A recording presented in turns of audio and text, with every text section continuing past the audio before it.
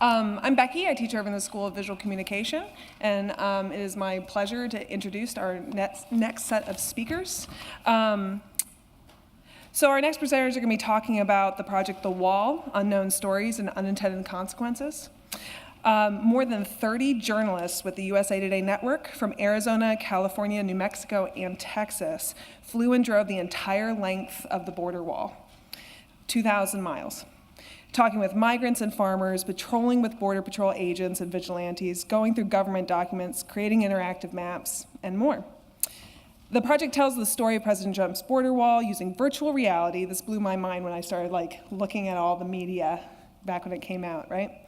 Virtual reality, aerial video, 360-degree video, documentary video, photos, podcasts, interactive maps, a chatbot, live storytelling, a newsletter, as well as more than 12 stories. That's what I call multimedia, right? In looking at this project, I was blown away by the depth of the reporting and the variety of ways that a reader could interact and experience this content. With such an astonishing amount and variety of information. We had heard so much about it, and yet understood so little. In an article about the project, Nicole Carroll of the Arizona Republic stated the mission: to advocate, to educate, to inform, to empower. And I think the project did just that and was awarded the 2018 Pulitzer Prize for Explanatory Journalism. Today we have 3 speakers that are part of the project.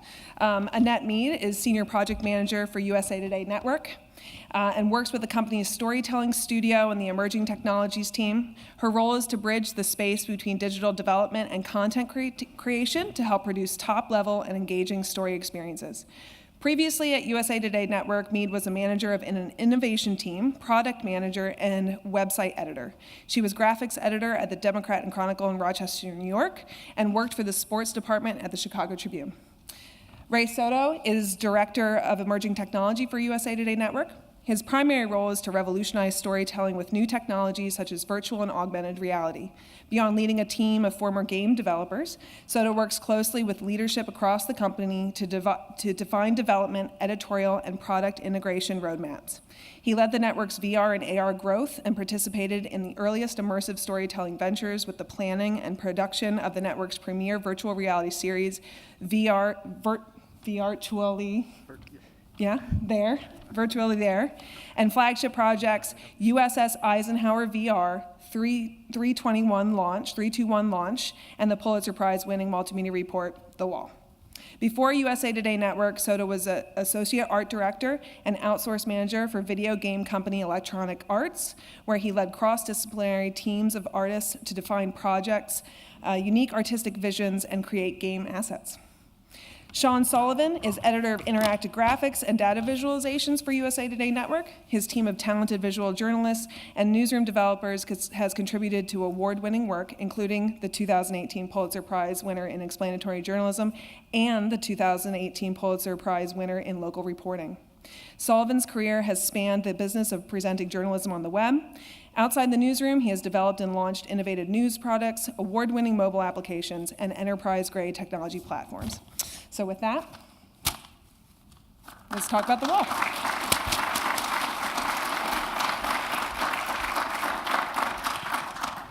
Okay, well, thank you so much for having us here today. We're really, really excited to be part of the symposium.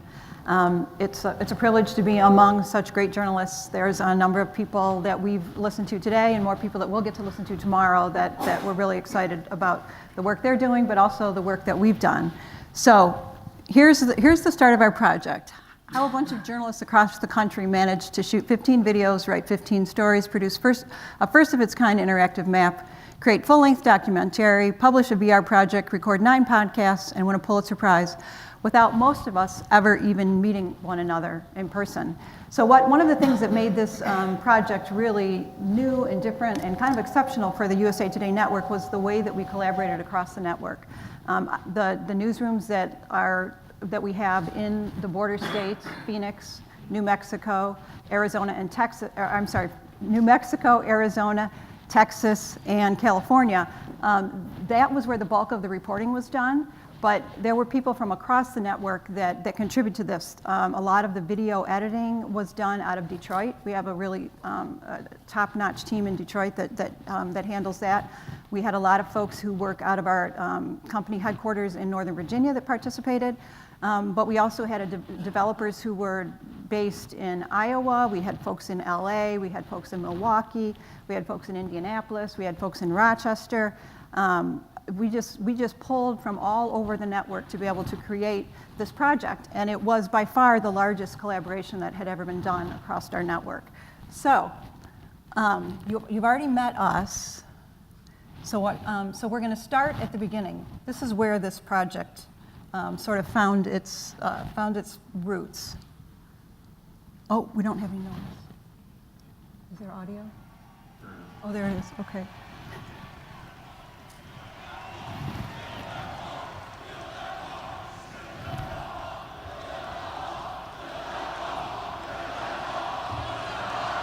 Build that wall, build that wall, build that wall, build that wall, build that wall, build that wall, build that wall, build that wall.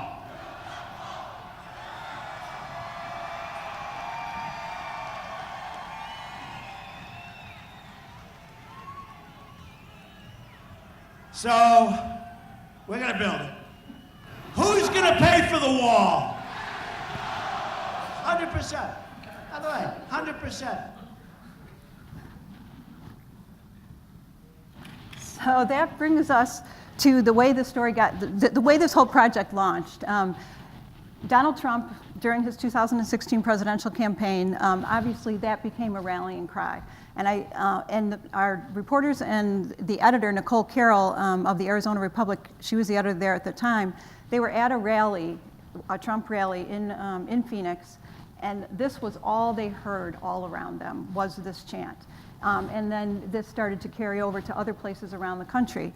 And they realized pretty quickly that most of the people who were chanting, build the wall, had no idea what they were talking about. They had never been to the border. They had no idea what the border looked like, who lived on the border, what the ramifications would be of building a wall, how a wall would even be built, what would it cost. None of that stuff was even discussed. Everything centered around this one chant of build the wall. So that was how our mission was founded in, sort of what the mission was grounded in, was that we need to help people understand what it is they're talking about. Because it quickly became apparent that even in the research that we did leading up to starting this project, that there wasn't a very good body of research around the border itself. There were very few resources that mapped the border from end to end. And so that was kind of where we saw a need. And we never set out to influence how anyone thought about this issue or what they should, how they should act related to this. We just wanted to give people information. We wanted to arm them with some knowledge about what existed along the wall and what the wall consisted of. So, as I mentioned, this being a project across the whole network, there was a lot of pre-planning that had to go into this. So once Trump was elected, that's when everybody sort of kicked into gear, and we started out planning what the project could be. And so the idea was born during the campaign, but the actual reporting didn't begin until the March of 2016. And as I mentioned, it would be unique because it would include people from all across the network. So as a result, everything had to be very, very detailed. We were in a situation where we had to convince people from the highest leadership of the company in Northern Virginia who were going to fund this, because there was going to be money that was going to be needed to be able to do this project, all the way down to the people who were sitting in the newsroom in Las Cruces, New Mexico, a very small newsroom. They had their own priorities. So we had to sell this up and down the chain across the network to get everybody to buy in. And once people all bought in on the project, then things started to roll. There was a worksheet that was done for every story, just planning out, all of the details around the story. We knew with some of these stories that we might only get one shot it might not be a situation where we could go back and talk to these people again, depending on what the story was. So we spent a lot of time planning out ahead of time just what we were hoping to get out of each story, so that reporters across the network who were participating in this were kind of all on the same page, but also so we could maximize the time we had when we were out reporting. This is actually a photo of a human smuggler, the person who is at your back, that you see his back. That's the human smuggler, and we worked for months to try to get an actual human smuggler who would speak to us. So you see 2 reporters and a photographer there who ended up spending about 2 hours with him. And that was a real coup, because it's not every day that somebody has a chance to sit down with a human smuggler and carry on that kind of a conversation. And then we did the same thing with our videos. We wanted things like, you'll see at the top, what role does the sun play in the activities that we're going to be filming? Will we have access to power? Is the environment noisy? So all of those things had to be thought out ahead of time so that we could, again, plan for having the right people, the right equipment, being there at the right time to be able to shoot what we needed and minimize the times that we might have to go back and redo something, reshoot something, and then make sure that we had all of the things that we needed when we went out there in terms of equipment. And this is one example of one of our photographers. So then we started, we also had to think about how we were going to present all this information. And actually, that's where my role, where I kind of stepped in. I became the person who was kind of connecting the content with what was being done on the digital side. And so we had to, think through how we were going to design the website, what kind of content we were going to have to allow for. Was everything that we were doing on the content side accounted for in the designs? And of course, as you build something, there's always going to be changes. So we needed to remain flexible so that we could, as the reporting continued, we could add things to the design as needed. But we needed to get the design and the back end work started on a website before all the reporting was done. So trying to do both of those hand in hand got a little crazy at times. All the developers would like to see everything yesterday, and the reporters are going to be reporting on it tomorrow. So we spent a lot of time just talking through all of those issues and making sure that we were respecting what the next person down the line needed. Ultimately, everything was going to land in the lap of the developers, who were going to have to spin this thing up and get it live in time for launch. So we needed to make sure that we had a plan built out that would give them the time they needed. And then Shawn will talk more about this, but the interactive map, in my mind, the interactive map is one of the things, and the work that was done behind that with data to be able to create that map is one of the most amazing things that that I've seen. I think it really, really set this project apart, because it did take people right to the border. We did do a helicopter flight from end to end, flew the full length of the border, had that all on video. And these guys figured out a way to be able to allow you to click into the map, pop open the video, and you can just fly right along the border yourself. So you can have that experience. And that was, part of that education that we wanted to bring to people, was to give them an opportunity to be right there on the border. And then Ray will talk more about the virtual reality experience. And that's another opportunity to, again, place people right at the border, to allow them to experience that environment and to be able to access content that way. Part of our goal was to be able to present this information in a vast number of ways. We're hoping that different users would come to this in different ways. People would find a platform that they were excited about engaging with, whether that was VR or video, or they wanted to read the stories, or they want to watch the documentary. We just wanted to get our message out there in as many ways as we could, so that we could attract users to experience it in the way that they felt most comfortable. And then the work began. So then, after lots of pre-planning, we probably, I'd say from November till March, was the planning part. And then we hit the ground running with the reporting from March up until about June, and then June is when we started down the path to develop the website and all of the digital support for it. So we had about 30 journalists working off and on this over 6 months. They were kind of the core team, but there was more than 100 people who contributed to this in one way or another, whether it was helping us find some place to store video. You know, we had what ended up being 20 hours of video of that flyover. And we ended up working with our sports media group, who was already well-versed in licensing video, housing video. They spun up a site for us where we could put all that video. If anybody else wanted to license it, they could come there and license it. So that was a little piece of this project that group did for us.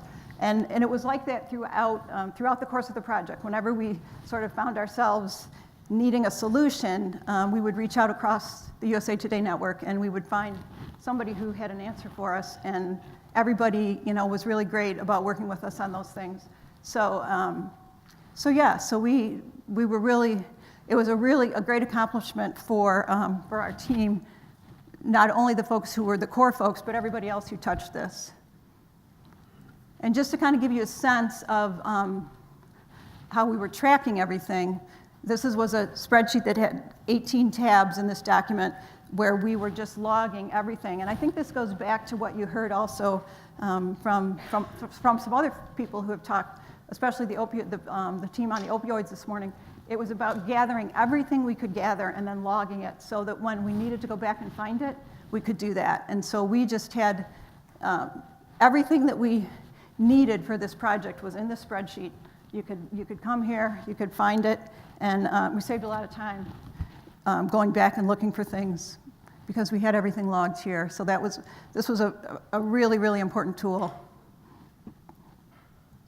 And then this is just a photo of when they're getting ready to take off on that helicopter flight. And it's a funny photo because you have a reporter taking a picture of a photographer, taking a picture of a videographer, taking a picture of the guy who's getting ready to start up the flight. And so these are just overview, a couple of the things that we learned that were important was to plan for the stories in the digital medium. That's going to be the hardest. So that's going to be harder than just writing the stories. So if we plan for what we need from a digital standpoint, then the written stories will follow. If we've got everything that we need to build a compelling digital story, we know that we'll have what we need to write the story as well. And then find the best person to help you make that piece. And again, that was the resources across the network were something that we took advantage of throughout the project in reaching out to the right person who could answer a question or build us something that we needed. And then gather everything you can and log it all. The first part is easier than the second, and that's really true. I mean, the discipline to be able to log everything that you have so that you can come back and easily find it, it takes some time, and it takes a lot of reminding people, have you logged that? But when we need it and we can find it, it just makes everybody's life so much easier. And then tell the story the best way for each platform. So once we had determined which platforms that we wanted to surface the content on, then it was a matter of building those stories for those platforms so that they would be engaging for anyone who found them there. So with that, I'm going to toss it over to Shawn, and he is going to take you to the next step. Thank you. So my mic is acting up. Can you guys hear me in the back like this? Yeah. Pretty good? Awesome. Yeah. So I'm Soto and Sullivan. I'm the editor of the interactive graphics team at USA Today. My mic doesn't work, and my slides are so we'll see how this goes. So as Annette pointed out, we were just a very, very small part of a massive effort, and we hope we can at least scratch the surface of doing justice to all those journalists in the field, putting their lives on the line every day for months on end. But we had a very important role, and that is really to bring readers to the border. As Annette pointed out earlier, there are many smaller anecdotal looks at the border that have been done, but no one has ever brought users and readers directly there. And that was the simple challenge. What is there? Trump has laid out his own challenge. What is actually on the border? Are there physical barriers that exist? What fencing exists already? And what can we tell our readers about this? So the interactive graphics team, which I lead, was sitting around one day, and our editor-in-chief, Nicole Carroll, called us into a conference room. And she laid down a very interesting challenge. She told us, we're going to fly a helicopter along the entire US-Mexico border, and we're going to record it all. I said, okay, it sounds, it's a pretty big idea, but okay, well, we can work with that. She said, well, we're going to need you to present that, and we need to turn it into data. I said, okay, this is going to take a while, but we can do that too. And then she dropped the bomb on us and said, we're going to need you to present all 40 of those hours of video and hundreds of gigabytes worth of files, and we're really hoping that you can connect it intrinsically to the data visualizations that you're going to create. And we just said, we laughed on this conference call with the editor-in-chief and said, there's just no way. I don't know if we could do that. I'm not sure if we should do that. In any case, it's going to be really hard. And she just looked at us and she said, I've got a feeling you can do it. I believe in you. No pressure. Right. But there's a bottle of whiskey in it for you if you figure it out. And we said, all right, that's a fair deal, and we'll proceed and we'll see where we get here. Not expecting ever that we were going to reach the point that we did. Just a short clip on mute of this helicopter that was flown down the border. A couple basic facts about the helicopter. It was equipped with an HD video camera. Cineflex camera, I think, is what the company Aerial Filmworks called it. We also had a bird's eye camera that was shooting out the floor of the helicopter, capturing what was below the craft at all times. We also received spreadsheets and spreadsheets full of flight path data about the helicopter itself. And so we knew where it was pointing, how fast it was going, and et cetera. And that became very important later in the project. We had the crew on the helicopter, as well as a couple journalists. Dennis Wagner rode the entire time, and Manny Lozano was on there at times, getting off and getting down to meet journalists on the field as they went along. If you could stand behind the mic. Oh, sure, yeah, absolutely, thank you.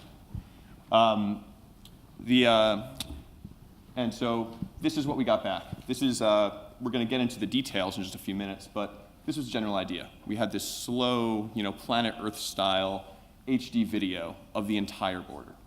And this goes on for 40 plus hours. So, we'll cut it short here. You're free to check it out at thewall.usatoday.com. And so we got that video back. We got those thousands of photographs firing down from the craft, and all the spreadsheets full of flight data. And that was, our starting point.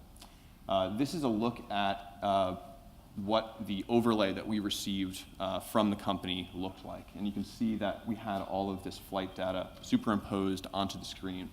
And it was a technology that previously had been mostly used for oil pipelines and other resource extraction type activities. And we took what you've just seen, and we realized we needed to get to work and turn it into data that we could visualize. So huge thank you to Greg Walsh of ASU, a student journalist who had helped us do this immense task. And it really just consisted of watching all of the video. And so he led a small team of students who spent hours and hours, weeks on end, double-checking this video and converting it into shapefiles that could be used for later data analysis. We had this program that looked a bit like the overlay that you'd seen earlier, but also had an area where you could mark points of interest and draw rough shapefiles onto a map. And it was just a process of going through that video, marking down shapefiles, double-checking it, looking at it from other angles, having journalists on the ground in some cases verify what we had found, and it just went on and on. Here's a view of the team. Happily, maybe not so happily, maybe forced smile, but at work helping to create that data set for us. Meanwhile, my team, the graphics desk, got to work designing the experience. And so we did a huge amount of research into the competitive set, what had been done before, what existed, what data was available aside from the data that we were gathering and creating. Went through our normal creative cycle, which usually consists of an initial brainstorm meeting or kickoff, followed by independent exploration, team review and critique of those ideas. And we went through this entire process. But then when we got to the end, we had found that we didn't feel that we had yet done justice to the level, to the incredible feat of journalism that was happening all around us. And so we went back to the drawing board one more time and went back to the beginning of the process. And I remember my boss, Jeff, got us in the room, and we threw everything out, started from the beginning. And we realized this was all, our task at least, was all about this helicopter. We were going to be able to take readers across the entire country. We were going to be able to do something that many other publications could not. And so we came up with this idea, a very simple idea, that it would be great if at any time, as readers and viewers were looking at this visualization, if they could just turn over to an expert who was sitting right next to them and be able to ask them what was going on below. What does this particular piece of border have to do with the overall story? How does it connect to the challenges that we had identified so far? But we didn't have that. And it was pretty late in the process. We couldn't go back. We couldn't do more of this, and we started to put it aside. My boss just kept on pushing us on it, and a couple days later, our friend Manny Lozano had come to town to deliver this huge aluminum hard drive that contained all of the assets that Annette had pointed out in the spreadsheet earlier. And we spent hours just going through all of the things on this hard drive. And at one point, we kind of kicked that idea around with him. And we were talking about what we were seeking to do. And just around that moment, he got to this point in the spreadsheet, and he just turned and he said, "Oh, I've got that." And it turned out that we had this separate roll of footage of our expert in the helicopter giving that advice and that feedback that we were seeking for our idea. And it was just one example of perseverance and for not allowing the devil's advocate to enter the room when you're seeking that big idea. But it wasn't over yet. So we proceeded. We had a pretty good idea of what the design for this presentation would be, and we were working on it. We had tasked some folks on my team with figuring out how to connect all of this data, all of this footage to the presentation. I'll get to that a little bit later. But along the way, we ran into a problem. It turned out that the flight path of the helicopter was set to follow the border, not necessarily to divert to look at specific sets of fencing that it may encounter along the way. And so for a very important part of our project, the helicopter, and I can see it now, just veered away from this stretch of fencing that we needed to visualize for our map. And so we explored a couple different ways of approaching that problem. There were maps that had previously been freed up by FOIA requests. There were other government resources available. But the spirit of this project, the original challenge from Nicole Carroll, was to allow our readers and our viewers to see the proof, to actually be able to lay their eyes on every inch of the border and to decide for themselves. And so we called up some friends. Shay Lamar at ASU helped us at this 11th hour to lay out a plan. And what we did was we used those PDFs and those government maps to identify the fence segments that we believed existed, and we had seen the beginning of them in our video.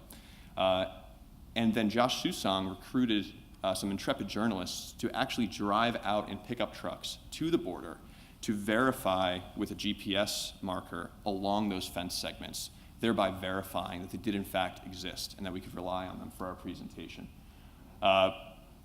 And this is how I imagine it. It was probably a lot less glamorous than this shot. But they got out there, and they were, I remember being on the phone, and folks were saying, "Yep, it's here," and they were logging, GPS points as they went. Just to look at one of the maps that we used to lay that plan. And getting back to the problem of the map itself and this grand challenge that Nicole had issued. we had a lot of problems to figure out, but the largest one was that we had just this massive quantity of video and file size that just made it really impractical and difficult to deliver on the type of interactive experience that we wanted to create. And like many great ideas, it came to one of my teammate, Pim, came to me in the shower. We had been puzzling over this for weeks, and I remember he started coming in with scraps of notepaper and drawings. This is very unlike him. He's a very technical guy, always working on his computer. And he was just really troubled by this. And I remember one day, he actually asked me for help on a math problem, which meant that all hope was lost, because that's not my thing if you know me. But it occurred to him, and later we worked it out together, that we could utilize the timestamps that were superimposed onto the video and to correlate that with some of the information in our spreadsheet. And he was able to then connect this mapping and video experience directly. We still had the problem, though, of the huge file sizes, and so that was another challenge that he had to work out. And it came down to the difference between the experience and accuracy. And we were in a situation we really wanted both of those things to be as high as they possibly could. And he played with this for days and days, and finally he worked it out. And he was able to have a reasonable file size so that the experience worked well, but to do so that when you dragged or clicked on that map, you would be within 0.1 mile of where you had selected. So it was very accurate and very performant. And also, along the way, we figured out a way to get users to do that. We borrowed a little bit from Google Street View, so you could actually drag an icon out onto a predefined route along the border, or to just click on there. And just a screenshot of when Pim had finally created the right setting in the code. And so just a quick demo of the map, maybe a really slow demo. Come on, there we go. And just an example of that challenge that he had worked on for so long. Just that simple action. Oh no, it's not even, this is even my video demo is going wrong. But just that simple action of dragging this icon onto the map and watching the footage play, that little thing it took a lot of work to get there. And of course, we featured the excellent work from the 360 teams as well on that map.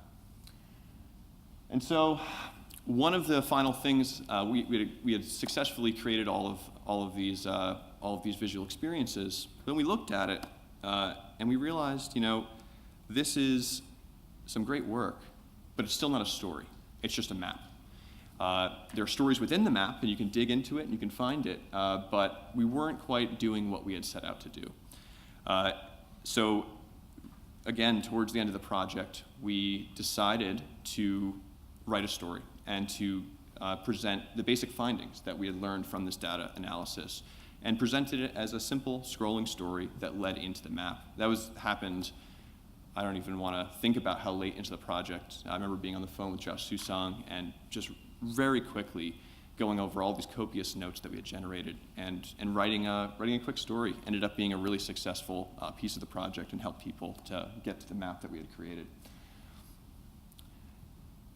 And finally, we relearned many things during this project. There were a lot of things about the border wall project that seemed obvious but were very difficult.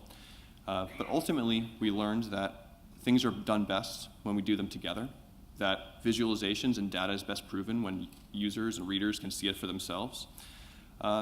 And stories are told best when we capture people's attention. I'll never forget the moment where Greg, this is a screen capture, this is a photograph. We're actually on the laptop with him. This is the gentleman who had spent those many months agonizing over this data analysis.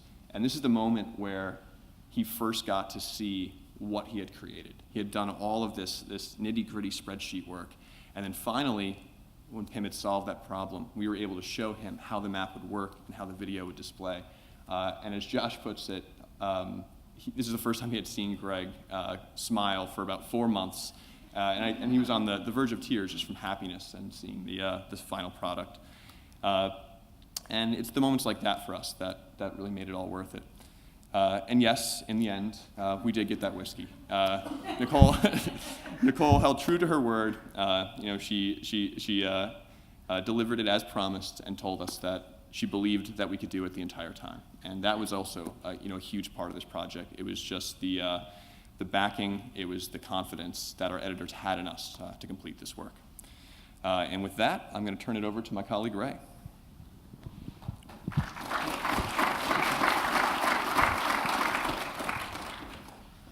All right, hi folks. So as mentioned before, my name is Ray Soto. I'm the Director of Emerging Technology. And it's always interesting for me on how to kind of kick off a presentation with the work that we do. We're former video game developers. We're not traditional journalists. We're now working within an industry that is looking to go more digital, but it's telling a story in a new way, leveraging VR, AR, and just different forms of tech to tell stories. So for us, we still go back to our roots when it comes to interactive storytelling. And really, this story is about how we combine the experience of reading a book with the design of a bicycle wheel. Now, it's kind of complex to think about, but as I go through this presentation, you'll get an understanding of how we got to this point, and ultimately to build out the VR component of the wall. So, as I mentioned, I lead the emerging tech team. Before I get too deep in, I wanted to follow up on a comment that Jeff had made during his presentation about the importance of building friendships throughout life, opportunities for, and I know he wasn't too keen on the word networking, but essentially networking, building out that network. I had not anticipated to be working within this industry. About 5 years ago, I ended up receiving a phone call from Annette as I was interviewing for a position to join my dream job. And at the time, I had no idea who Annette was, and they invited me in for a conversation to talk about the opportunities of building a VR experience. Someone had given them my phone number. I didn't apply for a job. I remember going in only because I wanted to try a VR headset 5 years ago. I wanted to be the first kid on the block to do it. But through those conversations, I quickly realized, oh, this is USA Today. Oh, this is storytelling. And I got really, really excited, and I got really inspired by the conversations we had that I ended up having with traditional journalists. Lo and behold, I'm still there 5 years later. But during the initial, kind of moments, first few weeks of working at Annette, I turned down my dream job 3 times, and that opportunity was to art direct a Star Wars project. And I have not regretted it since, and I'm very, very passionate about the work we do. And I was fortunate enough to actually build the team around where we could take VR and AR. And my team is composed of former video game developers, and as I mentioned, we are passionate about storytelling. We diverse skill sets. We're 3D artists, designers, we've got engineers. But this team is very unique within the industry because we want to try new things, and we always dive deep into the unknown. We never have all the answers, but we're confident that we can figure it out. If we can't, we'll provide ways to pivot, and I'll speak more to that because with this particular project, it was a very, very big challenge, as was with all the other components of the wall. So this entire conversation, my involvement within this project ended up starting fairly late. We ended up joining around March of 2017, which is several months after all of the planning had been going on. But I ended up receiving an email from one of our colleagues to have a chat. I had no idea what it was about. And for Wes Anderson fans, I kind of played around with it. But she asked, what do you know about LIDAR? And truthfully, I answered with, that's a loaded question, because it really is. I was very familiar with LIDAR and what we could possibly do with it based on the experience I had within the gaming industry. But what was really interesting was, how can we leverage those data sets to provide an on-the-ground experience for virtual reality along the US-Mexico border?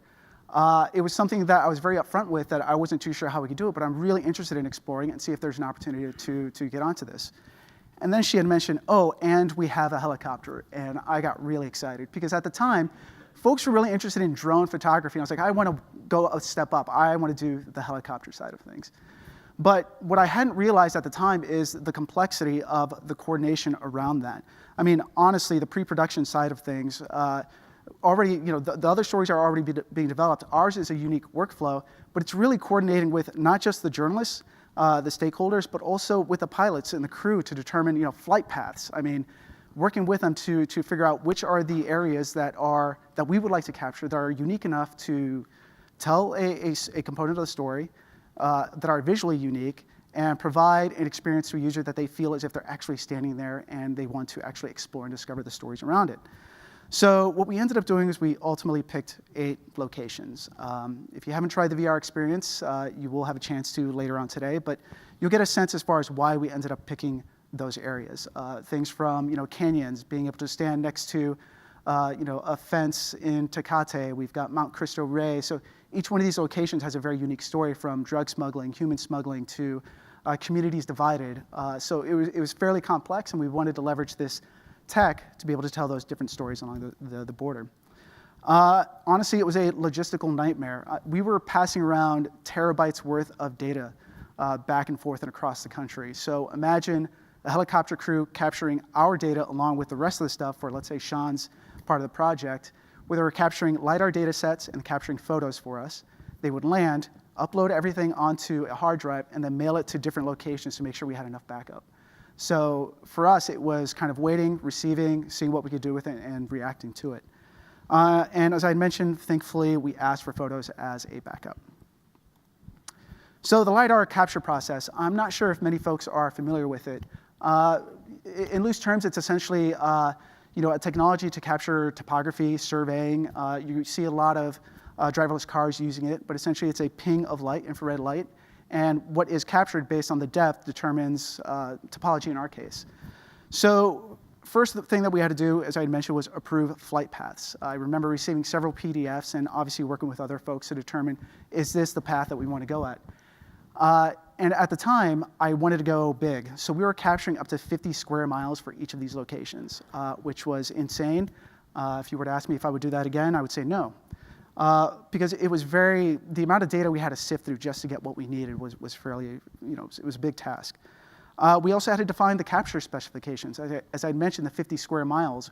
I also had to provide thoughts on the flight patterns to capture all these. So keep in mind, as they're already flying the length of the border for Shawn's part of the project, they had to go back and do these passes over and over again around some of these locations. So it's very complex on the helicopter crew side, but also for us, and having to kind of wait and get the data. And ultimately, it is reviewing the data. As you see in this example here, that's just an early preview, but they're just points of height data. And what we ended up doing with that is essentially trying to render things out into a terrain, a piece of geometry that within VR you could actually stand on. And from what you see there, it didn't work, which was pretty scary for us at the time. We knew how to leverage it and to get a foundation that we could potentially build upon, but it wasn't to the quality that we were expecting for this project. You also have to consider not to get too technical, but the performance considerations when it comes to real-time rendering in VR. I promised myself I wouldn't get too technical, but I promise I won't get any more in depth on that side. But with what you see here this is a location just outside of San Diego.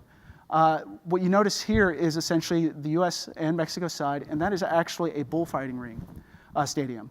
So what you notice are lots of peaks and valleys here. This is just unusable. It would capture things such as if birds were flying, it would capture that as a spike in elevation. If there were, let's say, electrical wires, it would capture that as just an array of points.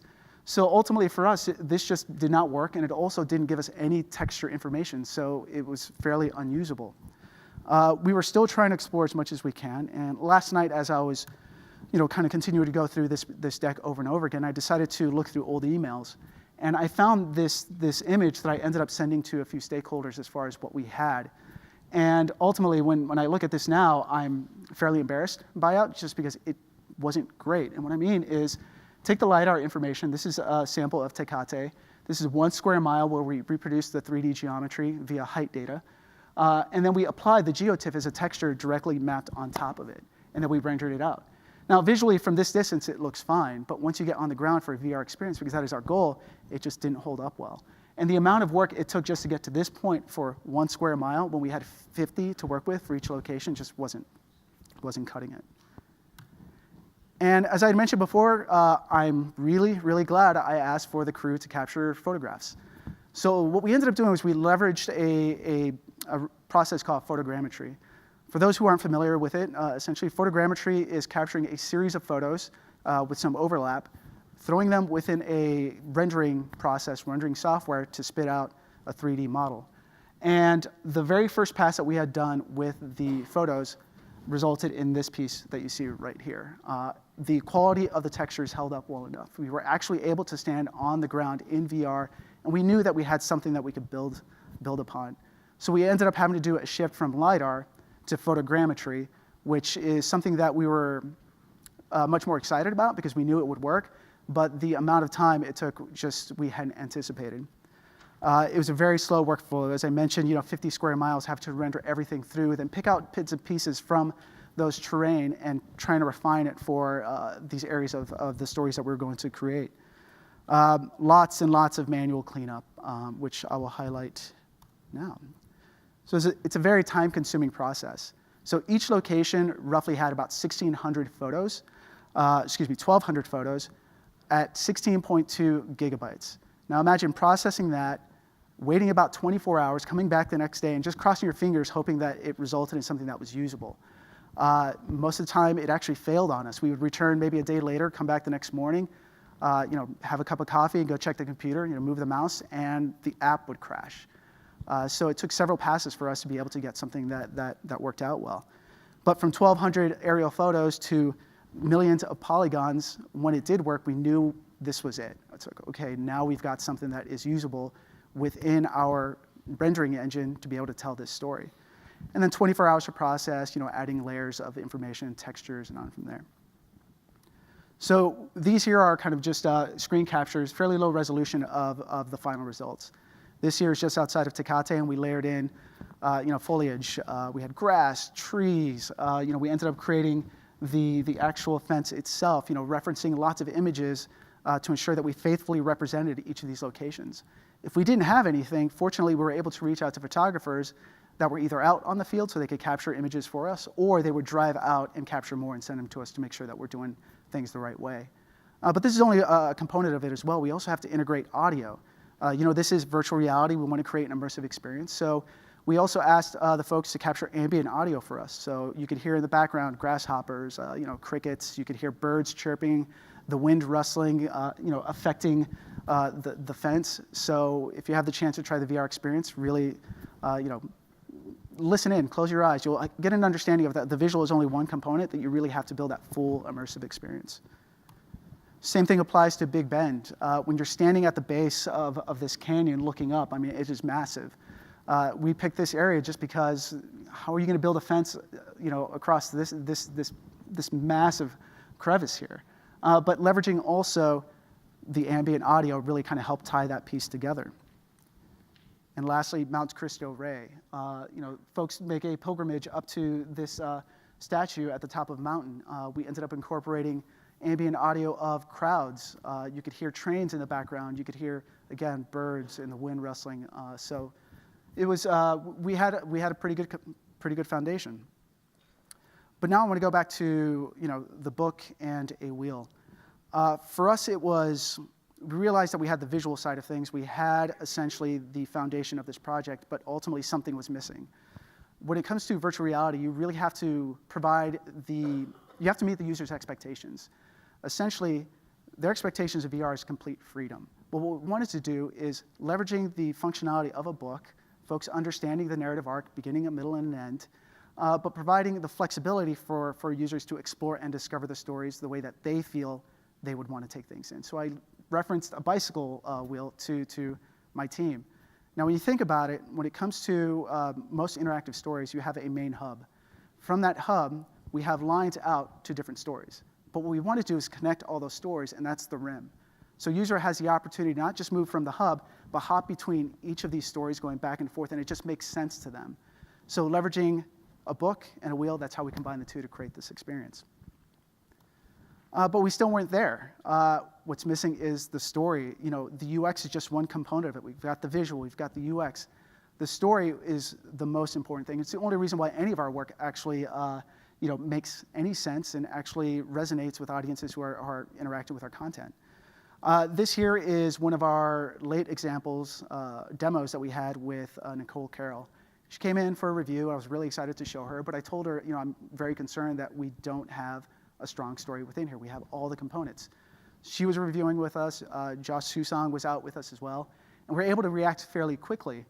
Ended up flying back out to Phoenix, and when I came back, my team had recognized that we're still not quite there.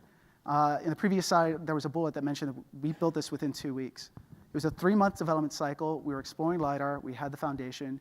Things weren't working. And my team pulled me aside and recommended that we completely pivot the direction of the user experience to better tell this story. And after several conversations, just asking them, are you sure you can pull this off? We have to deliver this in 2 weeks, far ahead of everyone else. They said they can do it. I was like, okay, I'm going to hold you to it. And ultimately, they ended up creating it, and we built the project within 2 weeks. We had a solid user experience. We had a great story within there, visuals, audio. Everything really pulled itself together. So we like to think of this as a story told best in 4 chapters, but the flexibility to explore and discover the stories that folks might be more interested in, whether it's drug smuggling, human smuggling, and others. But really, it comes down to me, and I always reference this image every time I give a presentation on VR. For me, it's all about respecting the audience. Now consider when someone is putting on a headset, and this is true with the story that we were developing, we want folks to understand and really immediately know what they're getting themselves into. So the reason I leverage this particular photo is, imagine going to a movie theater. You sit down, you know what to expect. The lights will draw, kind of dim, the curtains will draw, and the movie starts. That's the way that we wanted to treat our users as well. We wanted to treat them with respect. We wanted them to feel comfortable. We wanted to wow them and really provide an experience that when they walk away from it, they're either moved by it, they understand a little bit more about the story, and ultimately will want to inform other folks, hey, give this a try. And the final result is essentially this trailer here. What's the real story of the border wall? More than 30 journalists spent a year investigating the idea of Trump's border wall. Experience what they found in virtual reality. See the entire border from above. Experience the untold stories of the wall in 4 chapters. Surround yourself with documentary videos and photos from the field. Experience the challenging terrain up close. And stand at the border itself. Wade across the river in a canyon in Big Bend National Park. Reach out to touch the border fence in California. Gaze up at a holy mountain outside El Paso. Should a wall be built? Don't just read about it. Go there.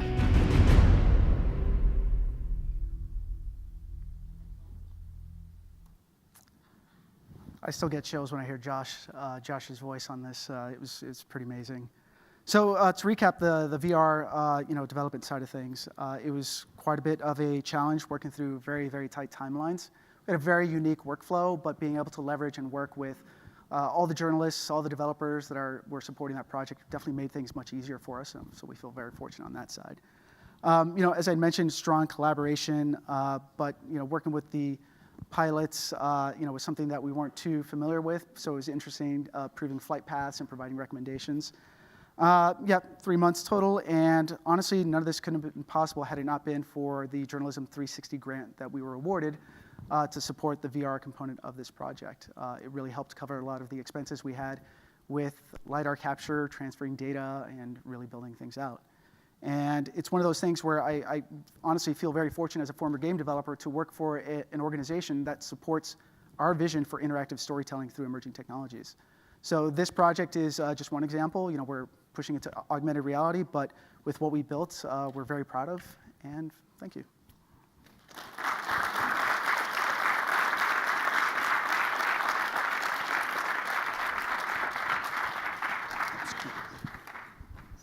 So we were actually, and I don't know what our time frame is, but we were gonna kind of ask ourselves a couple Sure, of questions. that's great, and talk through a super. couple We have of about things. 20 minutes. Oh, you have about 20 minutes? Okay, Yeah, so we'll just perfect. take a couple minutes, and we were just gonna hang out over here.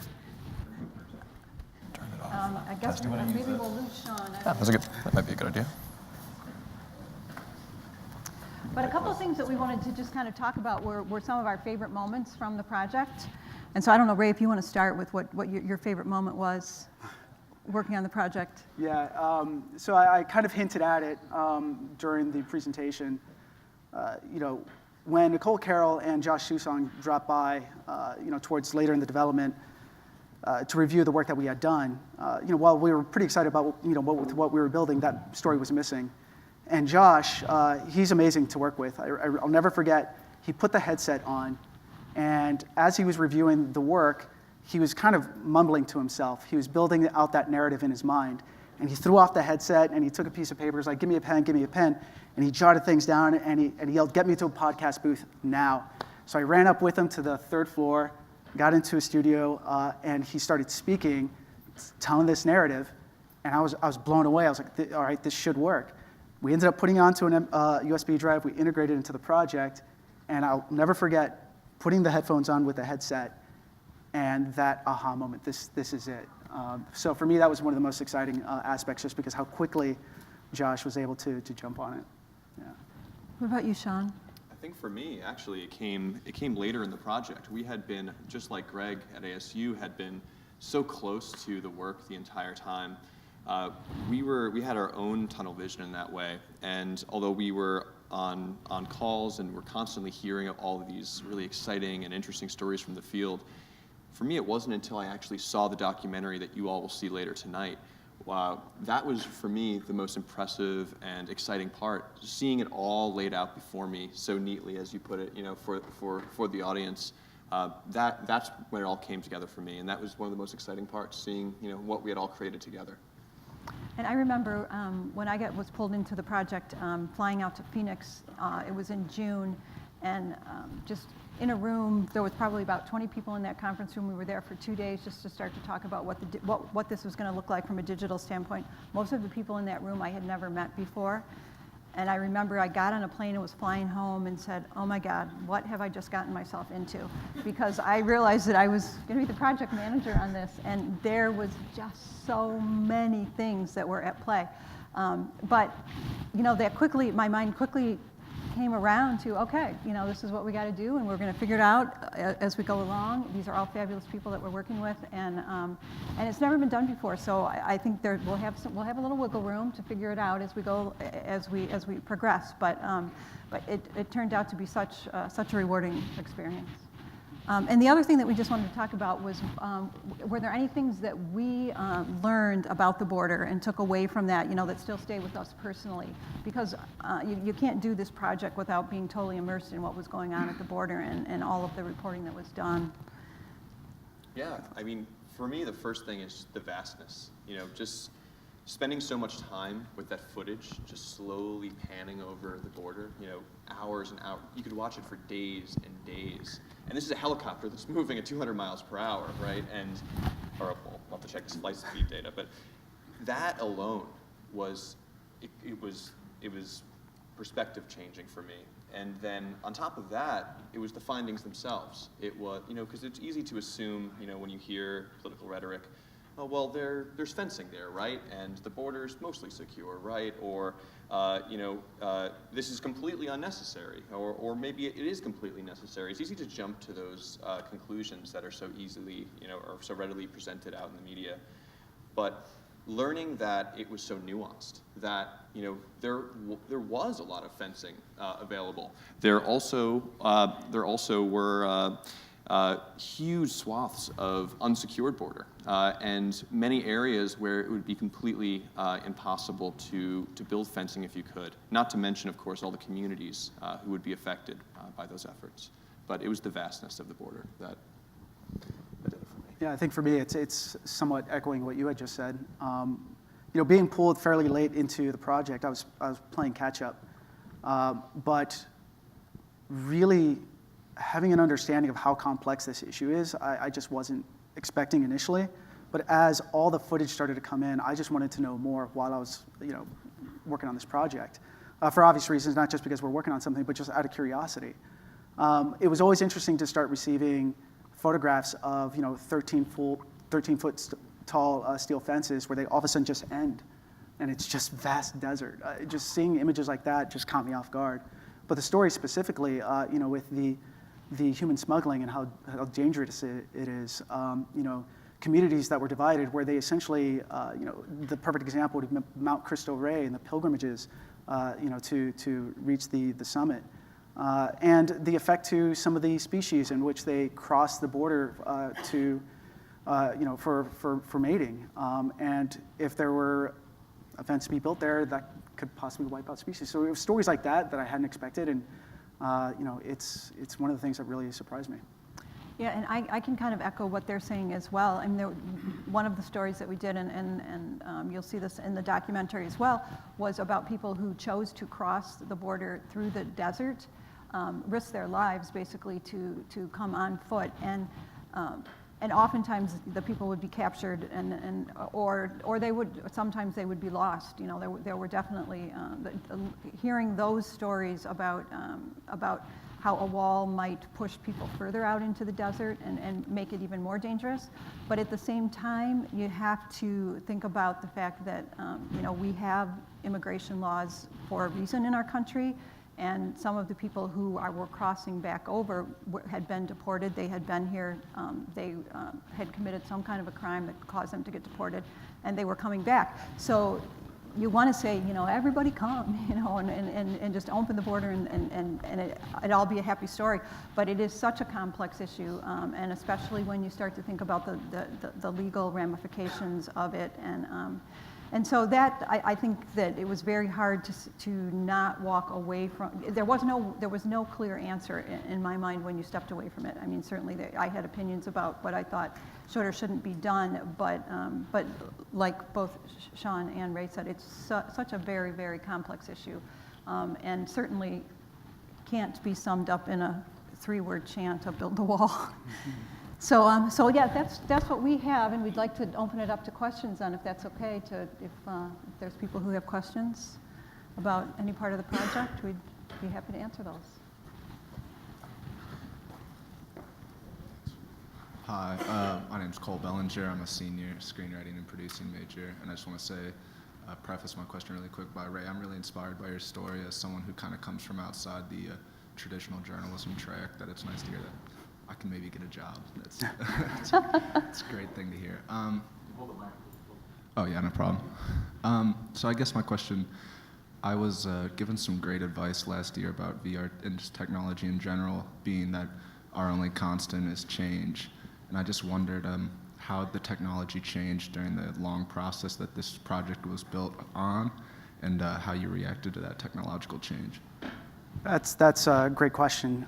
With virtual reality, I mean, it's constantly changing, and for us, it was the distribution platform that we had to adapt to.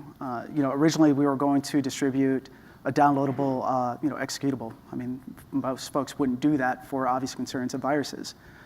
Then building a relationship with the HTC Vive and the Viveport team to help, distribute this. So I think that's one example.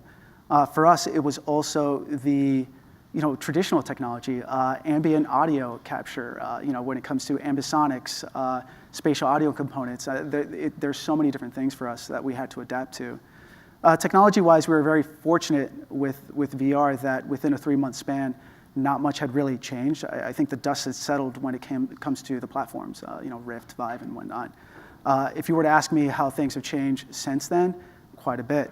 But really, for us, it was just working through the LIDAR data sets, recognizing that couldn't work, moving over to photogrammetry, and just building around that.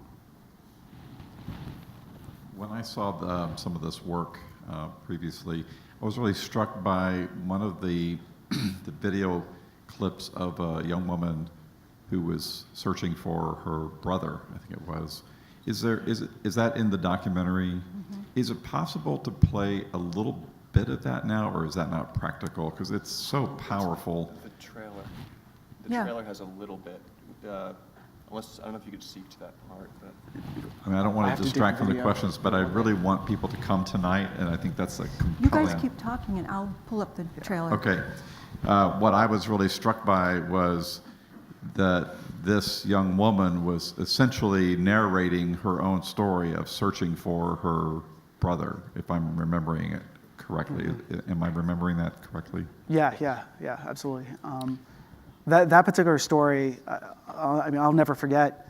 Really, it was a gut punch. Honestly, I mean, it was pretty powerful. When we were reviewing the footage, not necessarily to integrate within the VR project. I mean, the team and I were, just curious to see how things were shaping up. We were taking an early look at that particular segment. we knew that we had to make sure that we treated the story right, even for the VR component. So for that particular story, I could not believe it. And I didn't expect something to move me so much when we first started working on this project. But yeah. Yeah, I think it's easy, hearing about all the data and all the crunching and all that. But it's a little story like that I'll never forget, her telling that story of searching for, and finding bits of clothing and wondering, was that him? And, without spoiling the ending of that, it's a very powerful part of the overall project. Mm-hmm. It's very intimate. Yeah. Oh, yeah.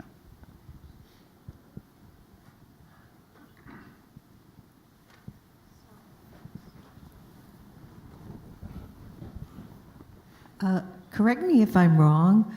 My impression of USA Today from about 40 years ago was that it was owned by the Reverend Sung Myung Moon, this Korean Christian that had mass marriages of people who didn't know each other and was introducing color and graphs to newspapers, kind of a bubblegum newspaper that would put all of the newspapers in America out of business. Am I wrong? The first bit I might need to go do a little reading about, because they didn't give me that bit at orientation. But yeah, I think that, I'm glad you asked that question, because I think that is one of the best parts about working for USA Today in particular, is that the whole dream of it, back to what you were saying, of, this national paper that will have colorful graphics, there, and we've all heard the jokes about, USA Today and McPaper, over the years. I think that one of the most powerful things, and it's reflected in this project, is that everyone thought it would fail. Everyone thought, there's no way this thing will work, it's a joke. But I think that the challenge to combat, that perception is what leads to great work like this.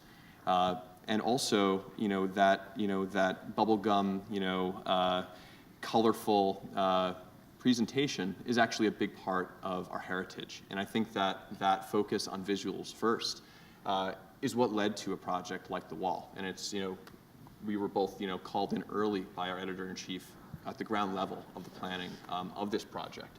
And I think that the history, the interesting history you're referring to, I think, is reflected well in the work here. I just wanted to add one thing to that. The history of USA Today, and I think just journalism in general, is one of the things that inspires me to continue working within this industry. It's easy enough for me to say, okay, I'm going to go back and work in video games, but I think it's the passion that's really driving us to do something new, go beyond, and we're more relevant than ever. I wouldn't necessarily call myself a journalist. I feel as if I have a very unique and special role, and I feel fortunate enough to work with folks that are traditional journalists, but the history of the bubblegum paper, you consider that back then, that was very, very innovative. And we're continuing to drive innovation within our industry. I mean, the fact that we've got such unique teams such as Shawn's, my team and several others, I feel like we're just getting started. And while it's a bit of a struggle and we're all kind of in this together, my hope would be that folks are inspired to keep pushing things through, that I feel fortunate enough to work for a company that does have 40 years, close to 40 years experience within this industry, and looking to do new things. So I just thought I would add that. Are you ready?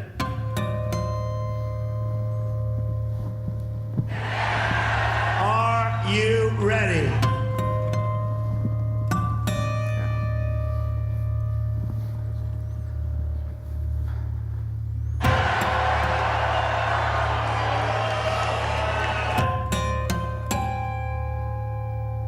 We will build a great wall along the southern border.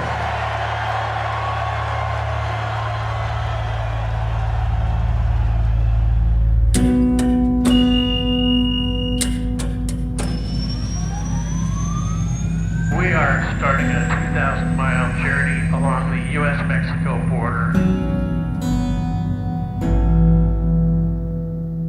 When you talk about build a wall, as much as making a statement, you're asking a question. What wall? What we were looking at was an entirely different face of the border. ¡A las luces! you really sit down and see the way the wall is going to be built in our little community here, we're going to be like in a prison type of a thing. What are we to you? There is no word for wall in our language.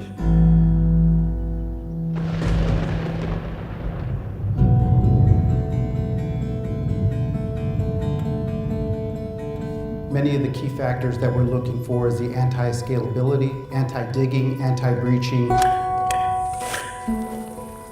Look, if they had a wall right here, right now, is that going to stop anybody? Because there's nobody here, except for us.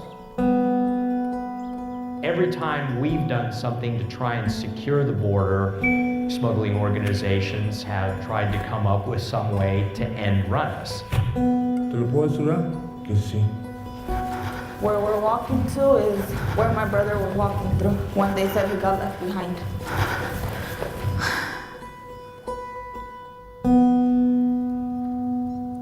Han muerto miles en el desierto, y si ni la muerte nos detiene, nos va a detener un muro.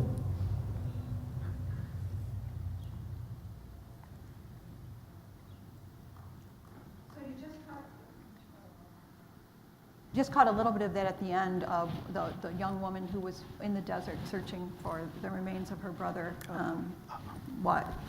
along with a group of volunteers who regularly go out.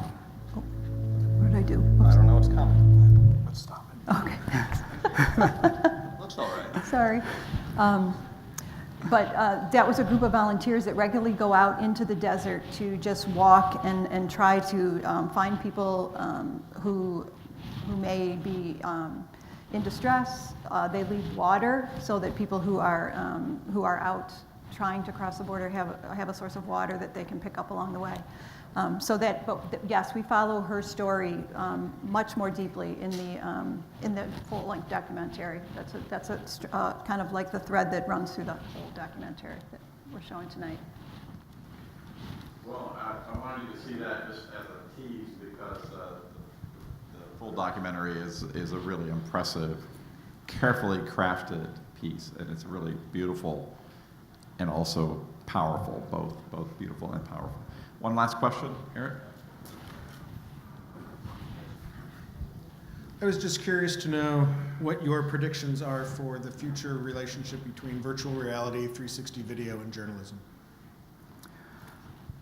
I feel like it's just getting started, honestly. I think a lot of folks were really disillusioned that the audience growth just really didn't happen. I strongly feel as if it hasn't hit mainstream yet. I'm really excited about some of the newer devices coming out. But with what we've done so far, and I'm talking about just the industry in general, that there's a foundation in place to learn from. When you consider very early on, we were all figuring this out, trying to see what works, what doesn't work. Now there are resources available to help answer some of the questions when it comes to, let's say, spatial awareness, driving visuals, audio, and on from there. But as far as the storytelling opportunities, I firmly believe that there is still an opportunity to do there. And I'm really looking forward to seeing what other folks might be doing. I mean, just yesterday, having conversations with a colleague about potentially working on another 360 video piece. It's another tool in our toolbox, and I still think it's going to continue to grow. I'm really excited to see where it goes. All right, we are at the end of this time. I want to make a brief announcement, but thank you guys very much.